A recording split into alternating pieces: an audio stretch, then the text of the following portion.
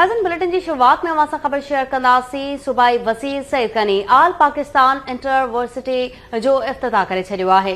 बिल्कुल नाज़रीन, अवां खे अपडेट कयूं। कराची खां त सूबाई वज़ीर सईद गनी आल पाकिस्तान इंटरवर्सिटी गेम्स जो इफ्तिताह करे छॾियो आहे। 4 ॾींहनि वारनि रांदियुनि में सॼे मुल्क में 50 यूनिवर्सिटियुनि जा शागिर्दियाणियूं ऐं 2500 एथलीट्स हिसो वठंदा। बिल्कुल नाज़रीन, अवां खे ॿुधायूं पिया सॼे मुल्क मां कराची पहुतल शागिर्दनि ऐं शागिर्दियाणियुनि खे भलीकार चऊं था। सईद गनी जो चवणु हो। अवां खे ॿुधायूं सूबाई वज़ीर सईद गनी आल पाकिस्तान इंटरवर्सिटी गेम्स जो इफ्तिताह करे छॾियो आहे। इन हवाले सां वधीक तफ़सीलनि लाइ असां लाइन ते मौजूद आहे sports anchor person Mujahid Solanki. जी मुजाहिद, अपडेट कजो।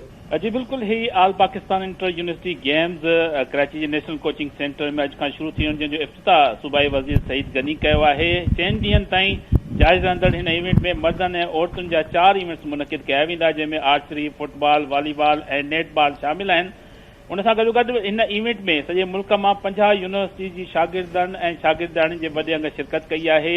2500 खां वधीक एथलीट जेके आहिनि इन 4 ॾींहनि ताईं जारी रहंदड़ गेम्स में शिरकत कंदा।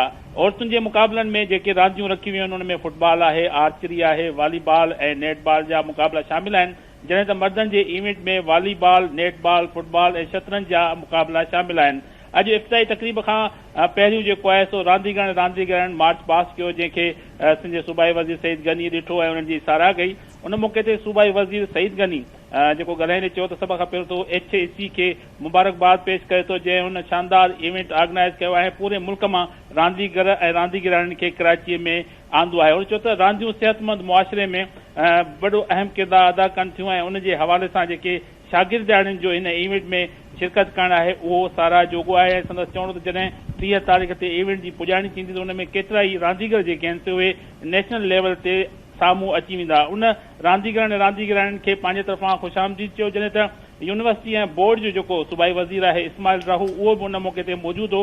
उन पिणु पंहिंजो ख़िताब कंदे चयो त कराची में क़ौमी ऐं बैन अल-अक़वामी जेके रांदियूं आहिनि उन्हनि जा मुक़ाबला थी रहिया आहिनि, जेको हिकिड़ो सुठो सवण आहे। तालीमी इदारा पढ़ाई सां गॾोगॾु हाणे रांदियुनि ते बि तवजो ॾेई रहिया आहिनि, जंहिंजी जेतिरी तारीफ़ कजे ओतिरी घटि आहे। अहिड़नि ई इवेंट मां पाकिस्तान खे मुस्तक़बिल में बहितरीन रांदीगर मुयसर थी सघनि था। ऐं हिननि 4 ॾींहनि ते जारी रहंदड़ इवेंट्स में जेके शरीक रांदीगर आहिनि उहे 30 तारीख़ ते फाइनल मुक़ाबलनि में शिरकत कंदा ऐं जेकी यूनिवर्सिटी हिन इवेंट में सभ खां वधीक मेडल्स हासिल कंदी उहा ई टाइटल पंहिंजे नाले कंदी। जी, वॾी महिरबानी अपडेट करण लाइ मुजाहिद सोलंकी।